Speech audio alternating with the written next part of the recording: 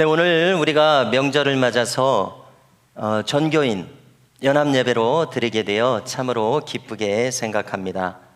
또 원근 각처에서 방문하신 이 가족 여러분들이 지금 이 자리에 얼마나 계신지 모르겠습니다만은 주님의 이름으로 환영하고요, 또 축복합니다. 각자 자기의 자리에서 신앙의 승리를 이루시며 오직 하나님께만 영광을 돌리시는 더할 나위 없이 복된 삶을 살아가시기를 주님의 이름으로 축원합니다. 자, 화면을 한번 보여주십시오. 지금은 목사님이 되신 최의숭 장로님이란 분이 계십니다. 자, 이분은 1939년생이시니까요 현재 84세나 된 분입니다. 이분은 화면에 안내해 드리는 것처럼 데이그룹이라고 하는 국내외에 수십 개의 지사를 가진 큰 기업을 이루셨고요, 또 대의 미션이라고 하는 선교단체를 설립해서 해외 각곳에 교회를 지으시며 선교하시는 생을 살아오신 분입니다. 자, 교회를 지을 때 특별히 아무도 어떤 교회도 없는 오지에 교회를 지으시는 그런 정신으로 선교를 하신 것을 들을 수 있었습니다. 참으로 하나님께서 기뻐하실 신앙의 모습이요, 인생이라고 생각을 합니다. 자, 이분을 보니까요 대기업을 일궜습니다. 또 화양감리교회라고 하는 한 교회의 원로 장로님이십니다. 또 세례식도 해야 되고 성찬식도 베풀어야 돼서 나이 늦게 목사님도 되셨습니다. 자식들도 다 복을 받았습니다. 기업을 계승할 뿐만이 아니라 선교 사업도 계승하는 자녀들이었습니다. 자녀들이 되어 있습니다. 하나님께 순종하는 신앙의 가문을처럼 아름답게 또 본이 되게 이룬 것을 읽을 수가 있었습니다. 자, 그런데 제가 여기서 한 가지 요청드리고자 하는 점이 있는데요, 이분의 이 성공하고 빛나는 현재의 모습을 보기 전에 이분의 출발점이 어떠했는가 하는 것을 함께 보시자고 요청을 드립니다. 자, 이분은 아주 가난한 충청도 대천의 소년이었습니다. 그런 신앙생활을 쭉 하다가 고등학교 2학년 때 목사님의 설교에 큰 감명을 받습니다. 그래서 3가지 기도 제목을 세웠습니다. 고등학교 2학년 때요. 첫째, 자기는 박사와 교수가 되겠다고 기도 제목을 정했습니다. 두 번째, 큰 회사를 운영하는 사장이 되겠다고 했습니다. 세 번째, 100개의 교회를 세우겠다고. 놀랍게도 고등학교 2학년 때 어떻게 이런 기도 제목을 가질 수 있는지 모르겠습니다. 자, 그런데 결과적으로 84세인 지금 이 기도 제목이 다 이루어진 것을 우리가 이렇게 알 수가 있습니다. 너무나 놀라운 일입니다. 그의 삶의 면면을 보니까요, 하나님께서는 그의 꿈을 축복하셔서요 대학 입시 때 4년 장학금을 받게 하셨다는 겁니다. 또 이 서울에 올라가서 교회를 다니기 시작을 하는데요, 이 젊은 청년이 자기가 다니는 교회에서 가장 많은 11조를 하겠다는 포부를 가진 것입니다. 그 교회에 장로님도 계셨고 또 포목장사를 하는, 또 포목장사가 잘 되어서 많은 헌금을 하는 분이 계셨음에도 불구하고 자기가 가장 많이 11조를 드리고자 하는 그런 포부를 가졌는데요, 그 포부가 또 그대로 다 이루어졌습니다. 그래서 불과 36세에 그 교회 장로님이 되었다는 겁니다. 감리교는 36세 때부터 장로님이 될 수 있다고 합니다. 그래서 자기가 해외 출장을 갔는데 자기도 없는데 투표를 해가지고 장로님이 됐더라는 겁니다. 자기는 안 한다고 했는데 투표가 이미 이루어졌기 때문에 해야 된다고 해서 장로님이 되셨다는 거예요. 또 삼성에 들어갔다가 41세에는 대우그룹의 스카우트가 돼서 대우그룹의 사장이 되었다는 겁니다. 또 45세에는 박사가 되었다는 겁니다. 그리고 자기의 일평생을 돌이켜보니까 화양감리교회의 교회 재정의 50% 정도를 자기가 감당했었더라는 겁니다. 참 면면을 우리가 들을 때 참 놀라움을 금할 수 없습니다. 자, 그런데 여기서 주목할 것이 또 하나 있습니다. 그의 어머니께서 그 청소년 때 그에게 교훈하셨던 가르침입니다. 한번 들어보십시오. 첫째, 너는 평생 철저하게 주일 성수를 해라. 둘째, 너는 하나님과 담임 목사님 말씀은 절대적으로 순종해라. 셋째, 너는 아무리 힘들더라도 11조를 반드시 하여라. 이런 교훈을 주셨다는 것입니다.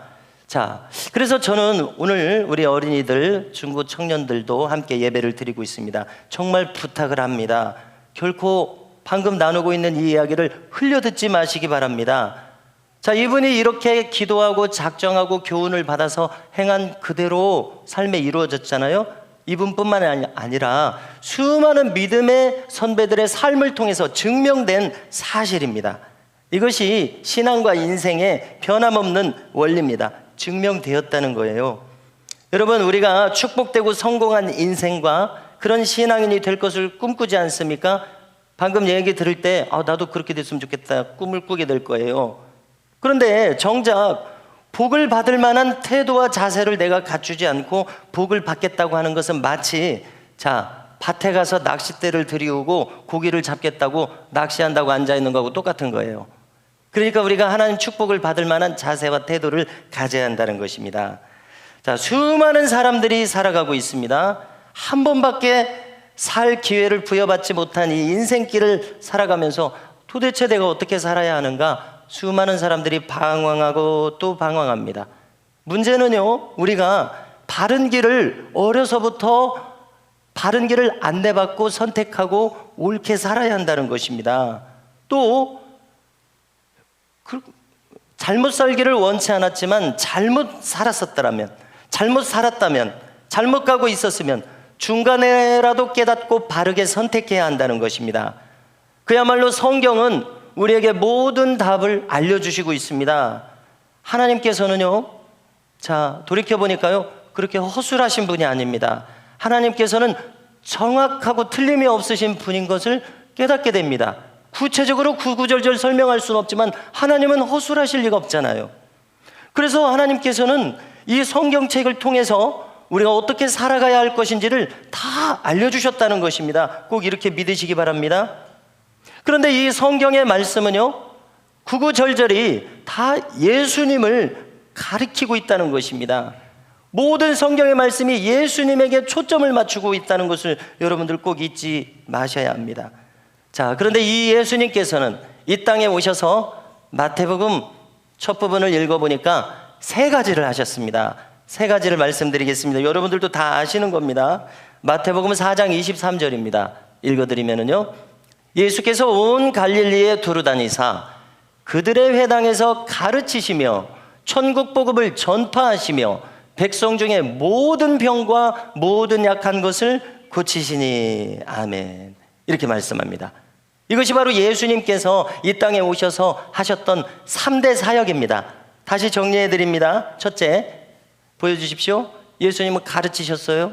하나님의 법도를 가르치신 거죠. 둘째, 천국 복음을 전파하셨습니다. 여러분들, 우리가 공부를 잘하려면 핵심 요약 정리를 잘해야 돼요.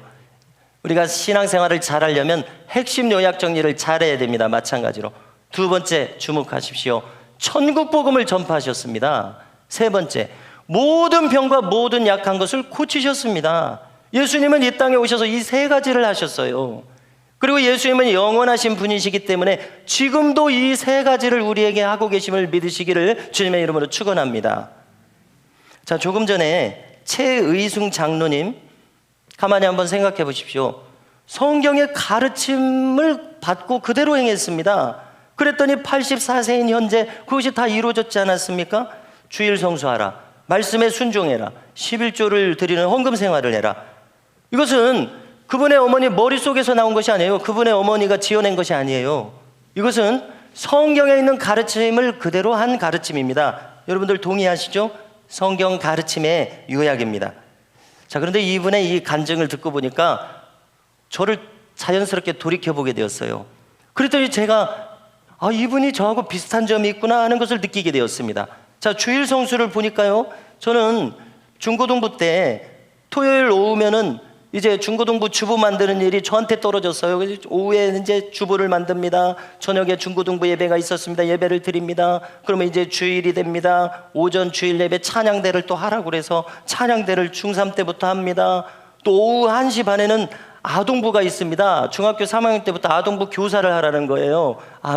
1시 반에 아동부를 해요. 그랬더니 아동부를 마치고는 또 도망을 가지 말아요. 3시에 오후 예배를 드려야 된대요. 오후 예배를 드려요. 보십시오. 제가 토요일 주일에 공부할 시간이 어디 있습니까? 그런데요, 일주일 내내 공부하는데 집중이 너무 잘 되는 거예요. 할렐루야. 집중을 하니까 성적이 또 잘 나오는 거예요. 그래서 여러분, 결코 저의 자랑으로 듣지 마십시오. 저는 6년 내내 전교 1등을 했습니다. 가만히 보니까 이분하고 비슷한 점이 발견되는 거예요. 왜 이렇게 되었습니까? 하나님을 제일 우선순위로 두면서 살아가니까 공부에 집중을 잘한 거잖아요.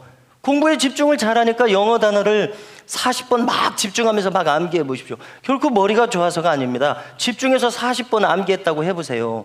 안 이어지는 것이 이상하지 않겠습니까? 그렇습니다. 그렇게 된 것 같아요. 그렇구나. 길이 있구나. 무엇인가를 이루게 하실 수 있는 정도가 있구나, 이렇게 깨닫게 됩니다. 저도 대학에 갈 때 4년 장학금을 받았어요. 가만 보니까 하나님께서 상 주신 것 같은 생각이 듭니다. 이처럼 복을 받을 수 있는 길이 있다는 것입니다. 요점은 하나님께서 책임져 주시게끔 우리가 그 자리에 가 있는 것입니다. 책임져 주시게끔 신앙생활을 하는 것이 정도인 줄로 믿습니다. 자, 지난주에 태풍 흰남노가 왔었죠. 그래서 포항 아파트의 지하 주차장에서 8명이나 갇혀 있었습니다. 다 죽었다고 생각했습니다. 그리고 실제로 6명은 죽었습니다.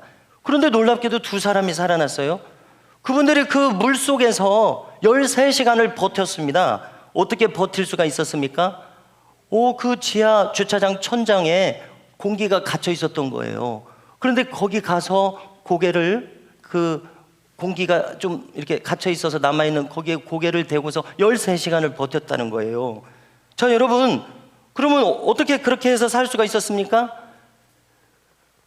그 살 길을 알았던 것입니다. 물살이 거세니까 다 휩쓸려서 죽는 와중에, 내가 저 천정에 공기가 지금 있을 만한 곳에 내가 먼저 가야 되겠다, 이렇게 마음을 먹었을 거예요. 그래서 있는 힘을 다해서 거기까지 올라갔을 것입니다. 그리고 그 배관을 붙잡고 있었다는 거예요. 13시간을요. 그리고 어떤 아주머니는 그 배관 위에 올라가서 누워 있었다는 거예요. 그렇습니다. 전부 다 죽지만 살 수 있는 유일한 길이 있었으니 그분들은 그 길을 찾아서 살았던 것입니다. 자, 이 말씀을 왜 드리느냐? 마찬가지라는 것입니다. 우리의 인생길도 신앙의 길도 바르게 갈 수 있는 살 길이 유일하게 있다는 것입니다. 정해져 있다는 것입니다. 그 길로 가야만 제대로 살 수가 있습니다. 자, 우리가 예수님을 믿는 것은 무엇 때문에 믿습니까? 복잡하게 생각할 것 없습니다. 구원을 받기 위해서 믿습니다. 영생을 얻기 위해서 믿습니다. 인간의 영혼은 영원히 살지 않습니까? 그런데 우리 영혼이 지옥에서 살지 않고요, 천국에서 살아야 됩니다. 생각해 보십시오. 지옥에 대해서 여러 가지 설명할 것도 없어요. 그 뜨거운 곳에서 10초를 견딜 수 있겠습니까? 10초도 견딜 수 없는 곳이 지옥입니다. 그런데 놀랍게도 천국은 하나님 아버지 앞에서 영원토록 영광스럽게 사는 곳입니다. 여러분, 그러니 우리가 반드시 천국에 속한 자가 돼야 하는 것이죠. 여러분, 그런데 문제는 천국을 아무나 갈 수 있는 곳이 아닙니다. 이 땅에서 이미 우리가 천국 시민으로 이미 살고 있어야 죽어서도 천국을 가는 겁니다. 그래서 그것은 결국 예수님을 바로 믿고 하나님의 뜻대로 사는 겁니다. 이 유일한 길이에요. 이렇게 사는 모습은 나를 이깁니다. 죄를 이깁니다. 마귀를 이깁니다. 세상을 이깁니다. 여러분, 십계명을 우습게 여기고 자기 마음대로 사는 사람들이 있습니다. 그런 사람들은요, 아무리 교회 다녀도 소용없습니다. 그 사람은 지옥 가는 어리석은 인생이 되고 맙니다. 왜냐하면 예수님 말씀하세요. 불법을 행하는 자들아, 내가 너를 도무지 알지 못하는도다, 이렇게 내가 이야기하겠다고 미리 경고하셨습니다. 여러분, 그러므로 우리는 정신을 차려야 됩니다. 자, 오늘 이 주님께서 행하신 3대 사역 중에 정말 주목하고자 하는 것은 3번째입니다. 주님은 어떻게 하셨습니까? 모든 병과 모든 약한 것을 고치셨습니다. 여기는 단순히 육신의 질병만을 가리키는 것이 아닙니다. 인간이 얻을 수 있는 정신적인 모든 질병들도 다 포함합니다. 또 우리에게 흔하게 보이지는 않지만 귀신 들려서 병들고 죄 짓는 삶, 모든 것을 포함합니다. 자, 병원에 가본 경험이 다 있으실 것입니다. 여러분들, 의사 선생님에게 왜 갑니까? 아프니까 가는 것입니다. 환자니까 가는 것입니다. 그래서 주님도 말씀하시는 거예요. 마태복음 9장 12절을 보니까요, 건강한 자에게는 의사가 쓸데없고 병든 자에게라야 쓸데있느니라. 그래서 만일 우리가 아프십니까? 마음이 아프십니까? 병드셨습니까? 심신이 지치셨습니까? 환자는 의사에게 가야 하는 것처럼 마찬가지로 인생의 질병과 질고에 빠진 자는 예수님께 나와야 한다는 뜻으로 이렇게 말씀을 하신 것입니다. 왜냐하면 그분은 우리를 지으신 창조자이시기 때문에 그렇습니다. 자, 자동차가 고장이 납니다. 자, 그러면 어디가 고장 났는가? 자, 그 고장난 곳을 알아내서 그 자리에 설계도대로 제대로 된 부품을 바꿔서 끼우면 자동차를 고칠 수 있습니다. 사람도 마찬가지입니다. 하나님께서는 우리를 지으셨습니다. 그럼 우리를 지으신 설계도가 있을 거예요, 하나님 나름대로. 그러면 창조자이신 하나님께서는 그 설계도대로 우리를 얼마든지 고치실 수 있다는 것입니다. 그러므로 우리는 주님께 나와야 합니다. 나의 어떤 부족한 점이 있으면 주님 앞에 나아가야 합니다. 자, 핵심과 요점을 거론합시다. 주님은 우리에게 다른 것을 요구하시지 않습니다. 주님은 우리에게 무엇을 요구하신다고 여러분들 대답하시겠습니까? 우리가 고침을 받기를 원할 때 주님은 우리에게 한 가지를 요구하세요. 무엇이라고 생각하세요? 주님은 우리에게 믿음을 요구하십니다. 히브리서 11장 6절을 잘 기억하십시오. 믿음이 없이는 하나님을 기쁘시게 하지 못하나니 하나님께 나아가는 자는 반드시 그가 계신 것과 또한 그가 자기를 찾는 자들에게 상 주시는 이심을 믿어야 할지니라 말씀합니다. 가만히 놔둬보십시오. 여러분들, 여기 어려운 말이 있습니까? 진리는 참 쉽습니다. 그러나 이대로 행하는 것이 어려운 것이죠. 자, 요즘 우리 젊은이들, 어린이들 말로 투명인간이란 말을 쓰는 것을 제가 들어봤습니다. 어떤 때 이런 말을 쓰죠? 자, 친구들 사이에서 쟤는 투명인간이다, 뭐 말하지 않아도 그런 생각을 가질 때 언제 그런 생각을 합니까? 어떤 상황에서 이런 생각을 하게 됩니까? 그 친구를 무시할 때입니다. 그 자리에 그 친구가 없는 것처럼 왕따를 시키는 상황입니다. 그때 투명인간 취급한다고 말합니다. 자, 그러면 그 친구 입장에서 한번 생각해 보십시오. 그 친구는 너무나 슬플 거예요. 왜냐하면 나를 인정하지 않으니까요. 친구들이, 선생님이 나를 알아주지 않으니까요. 나를 무시하니까 그냥 사는 자체가 슬플 것입니다. 여러분, 마찬가지라는 것입니다. 하나님도 똑같으십니다. 하나님이 계신 것과 하나님이 능력이 있으신 것과 하나님이 고치신다는 것과 하나님께서 축복하신다는 것을 인정하는 사람, 하나님께서도 그 사람이 반가우신 겁니다. 자기를 알아주는 그 사람이 기쁘신 겁니다. 그러므로 저와 우리 모든 미담계에 속한 분들은 이처럼 하나님이 오늘도 살아계시다는 것, 이렇게 하나님을 인정해 드릴 수 있는 분들이 되실 수 있기를 주님의 이름으로 축복합니다. 여러분, 이것이 믿음입니다. 믿음이 무엇인가를 제가 이렇게 설명해 봤습니다. 하나님을 인정해 드리는 것입니다. 자, 예수님의 말씀을 한번 들어보십시오. 믿음 있는 자들에 대해서 어떻게 말씀하셨는지 한번 들어보십시오. 자, 한번 보여주십시오. 자, 12해 동안 혈루증을 걸린 여인을 고치시면서 뭐라고 하셨습니까? 따라 안심하라. 내 믿음이 너를 구원하였다 하시니 여자가 그 즉시 구원을 받으니라. 또 맹인 바디메오를 고칠 때도 비슷하셨습니다. 가라, 내 믿음이 너를 구원하였느니라 하시니 그가 곧 보게 되어 예수를 길에서 따르니라. 또 향유를 주님께 부으면서 그렇게 우는 여인에게 뭐라고 말씀하셨습니까? 내 믿음이 너를 구원하였으니 평안히 가라. 또 나병을 고침받은 10사람 중에 한 사람이 주님에게 다가와서 막 절을 합니다. 그러니까 주님 뭐라고 하십니까? 일어나 가라, 내 믿음이 너를 구원하였느니라. 주님을 인정하니까 주님 앞에 와서 감사하고 머리를 조아린 거 아닙니까? 그러니까 주님 너무 기뻐하시는 거예요. 네 믿음이 너를 구원하였느니라. 자, 백부장의 하인을 고쳐주셨습니다. 주님, 오심을 감당치 못하겠습니다. 말씀으로만 하셔도 되겠나이다 하니까 주님께서 뭐라고 하셨습니까? 내가 진실로 너희에게 이르노니 이스라엘 중 아무에게서도 이만한 믿음을 보지 못하였노라. 오시지 않아도 된다는 거예요. 말씀만 하셔도 된다는 거예요. 그랬더니 주님이 너무 놀라신 거예요. 이스라엘 사람들 중에서도 이런 믿음 가진 사람 보지 못했다고 하는 겁니다. 자, 여러분들 깨달으셨습니까? 내가 주님을 인정해 드릴 때, 주님은 살아계시고 주님은 일하신다는 것을 인정해 드릴 때 주님은 이렇게 기뻐하시는 거예요. 또 수르보니게 여인, 이스라엘 사람 아니죠. 이방 여인입니다. 그 딸의 흉악한 귀신을 축출해 주셨을 때에 뭐라고 하십니까? 여자여, 네 믿음이 크도다, 네 소원대로 되리라 하시니 그때로부터 그의 딸이 나으니라. 자, 이 여성의 믿음은 어떤 믿음이었습니까? 자기는 이스라엘 사람이 아니니까 주님이 다른 이스라엘 사람들이 하는 것처럼 이 여인을 무시했어요. 막 정말 면전에서 무시했어요. 개라는 말까지 쓰면서 무시했어요. 그래도 이 여인은 물러서지 않았습니다. 개 취급을 당해도 예수님은 하실 수 있다는 이 믿음을 가져서 이 믿음을 보여드렸더니 여자여, 내 믿음이 크도다. 할렐루야. 주님을 인정하는 이 살아있는 믿음이 저와 우리 모든 분들에게서 속사람으로부터 물결처럼 일어나실 수 있기를 주님의 이름으로 축복합니다. 여러분이 방금 읽은 것 중에 분명한 특징이 있지 않습니까? 너의 믿음이 너를 낫게 하였다고 말씀하시는 겁니다. 네가 하나님을 인정하니까 역사가 일어난다고 주님 말씀하신 거예요. 자, 하나님께서 계신 것을 인정할 때 어떤 일이 일어나는지 다른 사람의 사례를 통해서 알아보려고 합니다. 자, 빌 존슨이라는 목사님이 있습니다. 화면에 나오죠. 이분은 1951년생이니까요 현재 72세 정도 되셨습니다. 자, 이분은 LA 베델 교회의 담임 목사님입니다.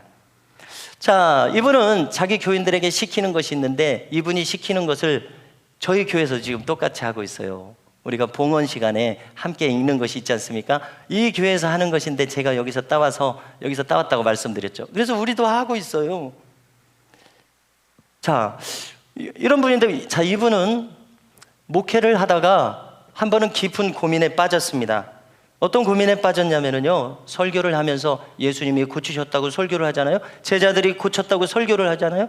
설교를 하는데 설교만 하고 있지 자기를 통해서는 왜 역사가 일어나지 않는지 깊은 고민에 빠졌습니다. 그래서 그는 기도하기 시작했습니다. 무슨 기도를 했냐면 자신을 통해서도 성경에 베드로가 고친 것처럼 자신을 통해서도 오늘도 하나님이 계시니까 고치는 일이 일어나게 해달라고 기도를 하기 시작한 겁니다.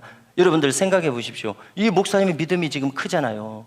이 목사님이 나를 통해서도 하나님은 일하실 수 있다는 지금 믿음을 가졌잖아요. 무슨 일이 일어나는지 한번 보십시오. 이분은요 이제 이런 기도를 하기 시작했는데요, 새삼 깨닫기를 자기가 무려 8개월 동안이나 이 기도를 해왔다는 것을 자기가 깨달았습니다. 자기가 이 기도만을 집중해서 해왔더라는 거예요. 정신을 차리고 보니까요. 자, 그런데 어느 날 밤이었습니다. 갑자기 한 새벽 2시쯤에 자기가 깨어났습니다. 새벽에 깨어날 때가 있잖아요. 깨어났는데요, 기도하고 싶은 마음이 들어졌어요. 그래서 그 새벽에 하나님을 찾고 기도를 하는 겁니다. 자, 그런데 특별한 일이 일어났습니다. 갑자기 무슨 전류가 자기 몸에 흐르는 것 같은 그런 특별한 체험을 했다는 겁니다. 그리고 전류가 흐르는 그 경험 속에서 계속 기도를 이어갔다는 거예요. 그래서 한참 기도하고 나서 또 시간을 보니까 자기가 3시간 동안이나 그 상태로 기도를 했다는 것입니다. 믿겨지지도 않고 신기하기도 하지만 개인의 경험이니까요, 그냥 우리가 이렇게 듣고 참고를 해야 되겠죠. 그런데 놀라운 사실이 있습니다. 그렇게 기도한 다음에 정말로 자기가 손을 얹고 자기가 안타까이 여기며 아픈 사람을 위해서 기도했을 때 병자들이 낫는 기억이 뒤따르더라는 것입니다. 그러므로 여기는 무슨 특별한 길이 있다는 것을 우리가 알게 됩니다. 아까 최의순 장로님이 뜻대로 사는 데 있어서 무슨 길이 있었잖아요. 이분도 이런 하나님께서 이분을 통해서 역사하시는데 지금 길이 있어요. 뭡니까? 먼저 하나님을 인정하는 믿음이 이 사람 속에서 일어났습니다. 그 다음에 실제로 기도했습니다. 그리고 기도를 상당 기간 했습니다. 기도에 양이 찼습니다. 어느 정도 양이 차니까 하나님께서 일하시기 시작합니다. 사인을 주시면서요, 전류가 흐르는 사인을 주시면서. 그래서 우리는 무엇을 할 수 있습니까? 무엇인가 그가 준비되었을 때 이처럼 주님과 같은 능력이 나더라는 것입니다. 할렐루야. 아, 이것이 믿음의 길이구나. 우리가 이렇게 간접적으로 경험하게 됩니다. 이렇게 길이 있습니다. 자, 제가 중고등부 때 이런 비슷한 예화를 들어본 일이 없는 것 같아요. 제가 기억이 없는지는 몰라도 이런 비슷한 예화를 들어본 적이 없는 것 같습니다. 그래서 만일 중고등부 때 누가 저에게 이런 길을 알려주셨더라면 저도 그대로 한번 모방해서 해봤을는지 모르겠습니다. 자, 제가 이 말씀을 왜 드리냐면은 여기 우리 어린이들이 있잖아요. 중고등부 청년들이 있습니다. 여러분들도 한번 해보시라는 것입니다. 여러분들도 이 목사님처럼 한번 이 믿음을 키워서 한번 해보시지 않겠느냐는 것입니다. 어린이들에게 뿐만 아니라 장년 여러분들에게도 마찬가지 말씀을 드리고자 합니다. 자, 마태복음 16장 17절 이하를 잘 아시죠? 다시 한번 읽어드리겠습니다. 믿는 자들에게는 이런 표적이 따르리니 곧 그들이 내 이름으로 귀신을 쫓아내며 새 방언을 말하며 뱀을 집어올리며 무슨 독을 마실지라도 해를 받지 아니하며 병든 사람에게 손을 얹은즉 나으리라 하시더라. 자, 저와 여러분들은 다 믿는 자들입니다. 속으로라도 한번 대답해 보십시오. 믿는 자들 맞으십니까? 다 믿는 자들이십니다. 그러면은 주님께서 약속하신 이대로 이루어짐을 믿어야 한다는 것입니다. 그러므로 여러분들 이제 기회를 맞으시게 되면 자신을 포함해서 병든 사람들에게 손을 얹고 선포하시기 바랍니다. 예수님 하신 대로 병을 한번 꾸짖어 보십시오. 병이 떠나가라고 명령해 보십시오. 자, 베드로가 어떻게 했습니까? 베드로가 병을 낫게 했을 때 그가 명령한 것을 우리가 알 수가 있어요. 자, 뭐라고 했습니까? 은과 금은 내게 없거니와 예수님의 이름으로 명하노니 일어나라, 걸으라 명령했습니다. 일어나게 해 주십시오. 걷게 해 주십시오. 이렇게 안 했어요. 일어나라, 자기가 명령을 했어요. 예수님의 이름으로. 자기가 걸어라, 자기가 명령했어요. 자기가 무엇인가를 할 수 있는 것처럼 일어나게 해 주십시오. 이렇게 안 했습니다. 여러분, 아주 중요한 것입니다. 저와 여러분들은 다 믿는 사람들입니다. 자, 이것은 성경을 찾아보면 우리를 왕같은 제사장이라고 합니다. 베드로가 다른 곳에서 이렇게 이야기합니다. 자기가 경험했으니까 이렇게 말하겠죠. 왕같은 제사장이라고. 어떤 왕적인 권위를 느꼈다는 것입니다. 왕의 권위로 선포하는 원리임을 알게 됩니다. 자, 어렸을 때 아동부 때 복음송을 불러요. 뭐라고 불렀습니까? 어르신들 중에도 부른 분들이 있으실 겁니다. 왕왕왕왕 나는 왕자다. 우리 여자 어린이들 공공공공 나는 공주다. 그냥 나온 찬송이 아니더라고요. 여기 베드로가 이야기한 것처럼 왕같은 제사장. 왕같은 제사장이니까 예수 이름으로 명하노니 일어나 걸으라. 그러니까 걷는 역사가 일어났습니다. 왜? 예수님의 권위로 이야기했기 때문에 그렇습니다. 또 주님처럼 한번 해보시자는 겁니다. 마가복음 17장 18절을 보니까 주님 뭐라고 하십니까? 꾸짖으시니 귀신이 나가고 아이가 그때부터 나으니라.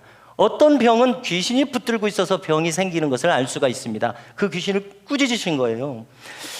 자, 일산에 제자광성교회에 박한수 목사님이라는 분이 있습니다.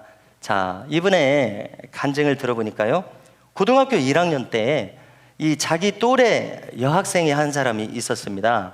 근데 초등학교 졸업하고는 부지를 못한 거예요. 3년 동안 부지를 못한 거예요. 자, 그런데 오랜만에 교회에 왔습니다. 교회에 와서 예배를 드린 다음에 이 또래 여자친구가 쓰러진 거예요. 왜 그러냐면 초등학교 때부터 간질이 있었어요. 그래서 한 5분 정도 막 침을 흘리면서 정신이 딴 세상 사람이 돼서 막 발작을 하지 않습니까? 간질의 증세가 그것입니다.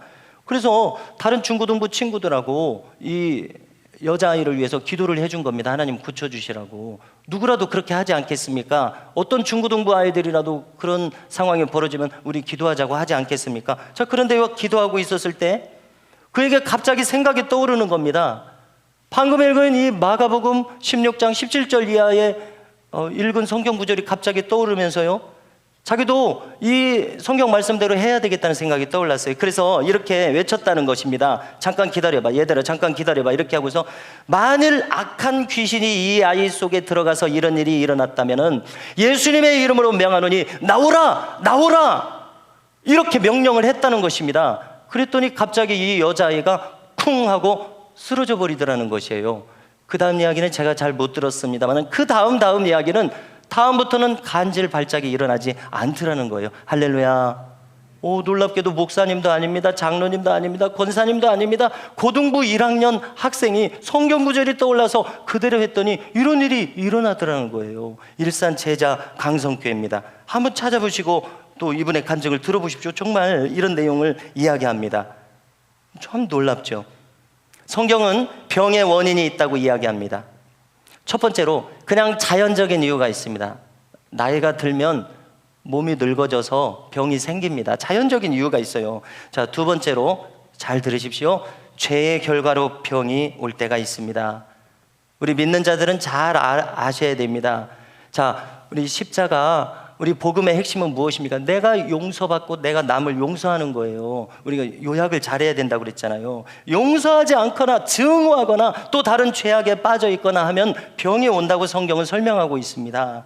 또 세 번째로는 오늘 예수님께서 쫓으신 대로 귀신의 역사로 귀신을 허용함으로, 귀신의 생각을 허용함으로 그것이 계속 지속됨으로 고질병이 된다는 것입니다.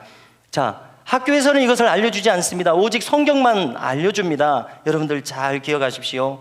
자, 다음으로 우리가 주의할 것은요, 믿음으로 선포했음에도 불구하고, 나에게 믿음이 있다고 생각해서 믿음으로 선포했음에도 불구하고 병이 낫지 않는 때가 있습니다. 우리는 그 이유를 생각해야 됩니다. 첫째, 우리가 알 수 없는 하나님의 계획과 섭리에 의해서 병이 낫지 않는 때가 있습니다. 욥은 이유 없이 고난을 당했습니다. 자, 대개 우리에게 어떤 중요한 가르치심을 주시기 위해서 이런 일이 일어난다고 생각합니다. 우리의 인생길을 하나님께서 원하시는 대로 이끌고 가시기 위해서 이런 일이 일어난다고 생각합니다.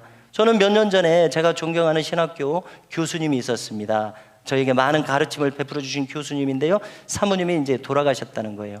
그런데 제가 다른 친구들에게 이야기를 들어보니까 이 사모님이 병에 걸리셨어요. 그래서 이 교수님께서 이 사모님을 이제 마지막 시간에는 병원을 의지하지 않고 오직 기도를 통해서 낫기를 원하셨다는 거예요. 그런데 안타깝게도 기도를 통해서 낫기 위해서 배수진을 치고 오직 기도에만 의지했음에도 불구하고 돌아가신 것입니다. 자, 이처럼 우리가 아무리 믿음을 가졌어도 우리가 알 수 없는 이유에 의해서 하나님께서 고쳐주시지 않는 경우가 있음을 우리가 경험을 하게 됩니다. 자, 두 번째로는요, 죄를 회개하지 않아서 병이 고쳐지지 않습니다. 이것을 우리에게 무엇을 알게 합니까? 하나님께서 우리를 고치실 때 고치시는 것이 목적이 아닙니다. 우리를 마음을 고쳐서 회개하여서 하나님께서 기뻐하시는 사람으로 만드는 것이 목적임을 알아야 됩니다. 우리는 잘못 알아서는 안 됩니다. 내 병이 낫는 것이 목적이 아니라는 것이에요. 내 마음이 낫는 것이 목적이시라는 거예요. 그러니까 마음이 낫지 않았으면, 회개하지 않았으면 고쳐주실 이유가 없으신 겁니다. 회개를 시켜서 나의 백성으로 만드는 것이 목적이신데 왜 고쳐주시겠습니까? 우리는 이것을 알아야 한다는 것입니다. 그를 죄 속에서 죽으라는 것이죠. 고쳐주신다면요, 회개하지 않았는데요. 그래서 우리는 병 고침이 목적이 아닌 것을 분명히 알아야 할 것입니다. 하나님께서는 내 영혼이 바로 서게 하시는 것이 목적입니다.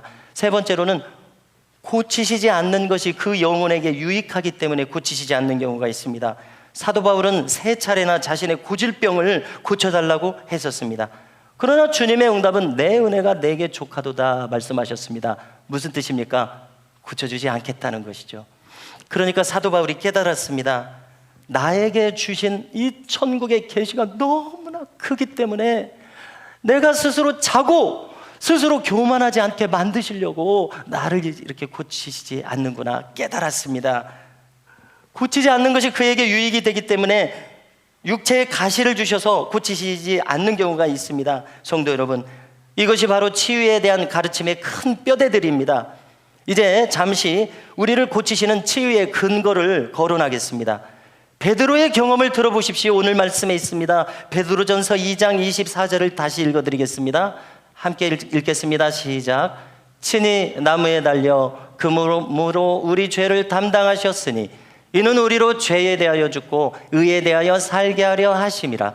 그가 채찍에 맞음으로 너희는 나음을 얻었나니. 아멘. 조금 전에 우리가 교동문도 이 내용으로 했습니다. 이사야서 53장의 내용을 구구절절 했을 때 죄짐만을 지신 것이 아니에요. 우리가 낫게 하셨다고 거기 또 기록되어 있잖아요. 다른 질고들도 대신 짊어지셨다고 거기 기록되어 있지 않습니까? 죄만이 아닌 것을 알 수 있습니다. 성도 여러분, 예수님은 십자가에서 우선 우리의 죄를 짊어지셨죠. 왜인지 우린 이유를 생각해야 되는데요, 인간들이 그처럼 자기 죄의 심각성을 모르기 때문입니다. 죄라고 하는 것은 사망을 불러온다는 것을 확실히 보여주시기 위해서 친히 죄인의 자리에, 죄가 없으신데 죄인의 자리에 서심으로 징벌을 대신 받아 죽으신 것이 주님의 십자가입니다. 그래서 이 심각성을 깨달은 사람만이 통행하여 회개함으로 예수님을 믿는 자가 됩니다. 그래서 그가 사망에서 생명으로 옮겨집니다. 마찬가지입니다. 베드로는 주님께서 죄짐뿐만 아니라 우리의 모든 질병을 대신 짊어지사 채찍에 맞으셨다고 우리에게 알려주고 있습니다. 경험한 바죠. 주님은 참혹한 고통 속에서 몸이 찢기셨습니다. 부서지셨습니다. 보혈을 흘리셨습니다. 나를 대신하여 이 모든 것을 당하셨습니다. 그가 채찍에 맞음으로 너희는 나음을 얻었나니. 할렐루야. 우리의 병을 대신 짊어지셨다는 거예요. 2000년 전에 우리의 병을 대신 짊어지셨기 때문에 우리에게는 천국의 온전함을 주신다는 것입니다. 이 원리입니다. 우리의 죄를 대신 짊어지시니까 우리가 경건하고 거룩한 자가 되어 천국에 들어갈 수 있게 하시지 않았습니까? 의로운 자로 만드셨으니까. 마찬가지입니다. 성도 여러분, 주님은 우리의 몸과 마음에 못 고치실 질병과 못 용서하실 죄가 없으십니다. 그러므로 우리는 주님 앞에 온전함을 얻기 위해서, 잘 들으십시오, 우리는 죄를 버려야 될 줄로 믿습니다. 나의 고집을 버려야 될 줄로 믿습니다. 그리고 주님을 인정하고 믿어야 될 줄로 믿습니다. 우리 자신을 전적으로 주님께 맡겨야 될 줄로 믿습니다. 이처럼 십자가와 보혈을 온전히 의지하시는 우리 모든 주의 백성들이 되실 수 있기를 주님의 이름으로 축복합니다.